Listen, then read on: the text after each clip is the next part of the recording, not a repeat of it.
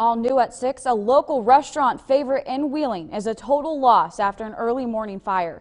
Thank you for joining us for 7 News at 6. I'm Stephanie GRINDLEY. The building housed Avenue Eats along with 2 apartments. Heavy fire was seen coming from the rear of the building and the roof when firefighters arrived. The call came in around 5 a.m. and today, and no injuries were reported. Officials say the fire appears to have started in the rear of the building, but the fire investigators are working to determine the cause. When first units arrived on scene, we had heavy fire in the rear of the building involving both the first floor and the second floor. Fire was already coming out of the roof. We also spoke to the co-owner of Avenue Eats, who said she was distressed by the loss of her business. She says she will reach out to 7 News at a later time, so stay with 7 News for updates.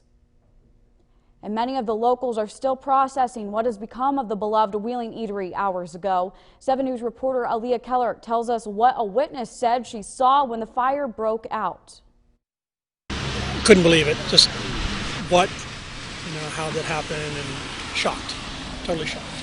Locals are reacting to this alarming news. Even witnesses like Brianna Schultz. So many people's lives have been changed just off of this one single event.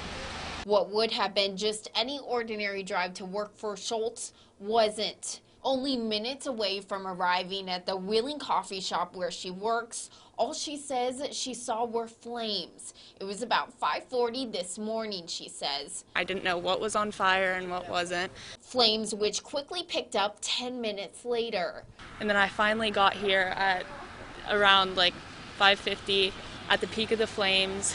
The whole entire back half of Avenue Eats was just completely demolished. Not just the Wheeling eatery was affected by this, but the apartment that was above the restaurant itself. She doesn't have anything left. Schultz says the woman who lived there lost everything from the fire. Everything meaning all her belongings. But the community quickly stepped it up. Everyone here, it's a really supportive community. Everyone has been coming in. Random people that I've never even seen walk into the coffee shop are coming in saying, what can I do? How can I help? They've reached over $2,000 for the resident who once lived there in just 2 hours. All thanks to a GoFundMe page. Even Schultz says the Wheeling coffee shop is helping that resident out. In Wheeling, I'm Aaliyah Keller, working for you.